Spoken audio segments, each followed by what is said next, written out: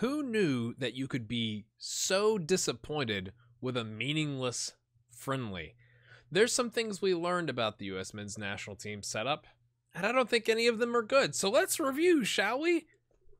One of them involves player selection. One of them involves someone not using a left foot because apparently it doesn't exist. And the last one involves not using all of your substitutes in a meaningless international friendly. So let's dive in, shall we? So let me pull this up. Let's look at the U.S. Soccer website. USMNT opens 2018 with a spirited 0-0 draw versus Bosnia and Herzegovina, or 0-0 if you prefer. I'm just reading the numbers. Spirited or clunky? I just don't understand things that happened in this game. Starting off, let's go to player selection. Like, you can read all this, yippee skippy. It was an ugly game, and I think, frankly, for the most part, Bosnia looked better and should have won the game 1-0 if the guy who took their penalty could get it on frame instead of literally on the post frame and off. Like, we should have lost that game. The first thing you notice here, okay? So I'm good. You put Bill Hamid in. That's fine. He's like the veteran of the completely not unqualified, but lack of experience, at goalkeeper we had. And then you bring Zach Steffen in the second half. So they knew that up front. Like, you're playing the first half, you're playing the second half. I'm totally good with that. That's fine. Get him some experience. And he did make himself big. They had a shot on goal where he had to come out and make himself big to get the block because our defense looked terrible in that moment. Both teams dressing 20 players. The healthy scratches from the game day roster were goalkeepers Alex Bono and Cody Cropper. Okay, because you have your two guys. You don't... I mean, I'd be interested if Zach Steffen got hurt in the second half, then what? Because you don't have another goalkeeper on the bench. At least I don't think you did. Danny Acosta, Justin Glad, Brandon Vincent, Marlon Hairston, Ian Harkes, Brooks Lennon, all youngsters, and Christian Ramirez. And so I was like, okay, healthy scratch. Let me go look up what healthy scratch is, just to make sure I'm not like misunderstanding what they mean. A healthy scratch is a player that doesn't suit up, but not because of injury. That would be like a scratch or an injury scratch. Like, we can't suit him up today because he's injured. That's not the case with these players. They were capable, but we decided not to suit them up. Now, I can see why, like, there may be a reason you did that. Maybe they did really poorly in camp. Maybe they like don't care to be there. Maybe they wanted to go home. Like, I don't know. But it's a bit strange to me that you're in a meaningless friendly and you started the players you started, right? Like, let's look here. Justin Morrow played in the Gold Cup. Jossie Zardes has been around forever. Like, what are you going to see in this friendly that you don't already know about Jossie Zardes? And Jossie was with the LA Galaxy until he got transferred to the Columbus Crew. And Dave Sarachan's from the LA Galaxy. Is there a, hey, Jossie, like, I trust you. You come in here and do the job, right? Didn't look that great, in my opinion. Paul Areola, we've seen him. Will Trapp, to be fair, captain, great. Rubio Rubin doesn't have a club and was subbed in. Christian Roldan, okay. Juan Agudelo, we've seen Juan. We've seen him in qualifying. Why? If you're gonna sub him in the 69th minute, why would you sub him in? Jordan Morris, we'll talk about him in a second. CJ Sapong, Kellen Rowe, like, I just don't understand, if these guys weren't injured, why you wouldn't at least suit them up.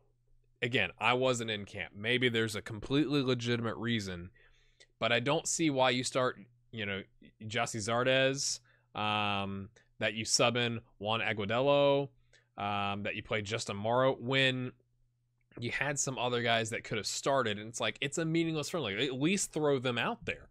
So I thought that was very, very curious. Christian Ramirez is the one I literally cannot understand. Again, he may have looked awful in camp, but let's just look. I'm going to compare Christian Ramirez and you can't see it up here, Juan Agudelo, right? And first off, let's go down here and look. I'm going to make sure I have their caps right. So Christian Ramirez never had a cap. Okay. Juan has had 27 caps with 3 goals. Jordan Morris, 24 caps, 5 goals. Okay. Rubio Rubin, 4 caps, and he got subbed in. CJ Spong. To be fair, 3 caps. Okay, throw him out there. Cool. I'm good with that.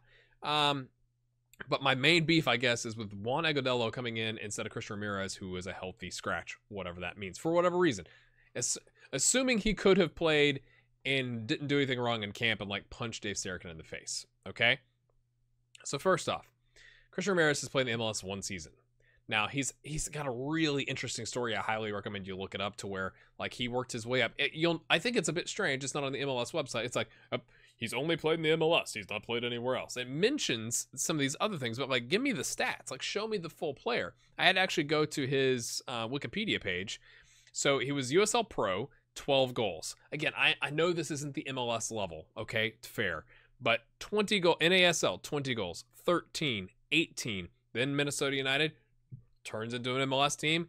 He's held on 14 goals. So he's scored no less than 12 goals in his entire career. And if you only want to count the MLS level, he scored 14 last season and was a key aspect of their not very good team. But like he scored 14 goals in 30 appearances, right? And that's in 2,392 minutes. Juan Agudelo scored 8 goals last season. Didn't play as many minutes.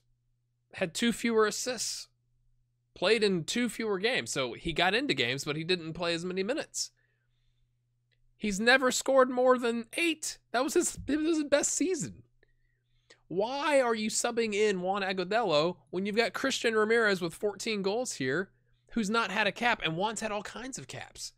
Again, maybe there's team dynamic stuff and like stuff that we don't know about, but just looking at it on paper, I cannot understand why you even call Christian Ramirez in if you're not going to sub him in at least. I'm not saying he needed to start, but he has more goals by far than Juan Agudelo, right?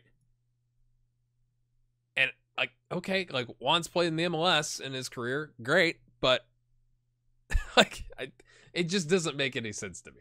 And okay, you want to count, 2015? Okay, he still had 7 goals, and then 1 in the postseason. So that's what's weird to me. Right. The other thing I mentioned, so like, where is it? What? Try reloading this page. What is the deal? So in international friendlies, you get 6 substitutes.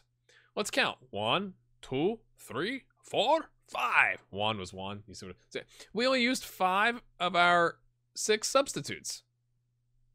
Why? You called in some youngsters. You had these guys could have been sitting on the bench. They didn't suit up for the game, so you couldn't have substituted them in, but have them show up. Put one of them in the game. Give them some experience. Say thanks for coming in. It's a meaningless friendly. And yet, we didn't do that. And again, I know I've said this a bunch, but like there may be a completely legitimate reason that like they looked awful in camp or whatever, but when you call it a healthy scratch, that to me is could have suited up. We decided not to, and I didn't substitute all my players in. That makes no sense to me. So let's come here. Jordan Morris. Let's go down here, shall we? We already talked about this a little bit. He's got 24 caps, 5 goals. It's like his freshman season was like phenomenal. He's like this phenom. There were like he did at times look good, but the knock on Jordan Morris, and has been for quite some time, has been he can only use his right foot, and that's what you saw in this game. There was a couple of chances, one chance in particular where he took a very heavy touch almost in the 6-yard box. At least I'm remembering this. I haven't looked at the highlights. It was definitely in the 18, where he could have just volleyed it with his left foot and like probably have scored. But instead, he's like, I don't have a left foot. I don't know what's up with my left foot. It's just this thing that's on my leg, but I don't use it. And tried to take it around and hoof it home with his right foot, and it didn't work out.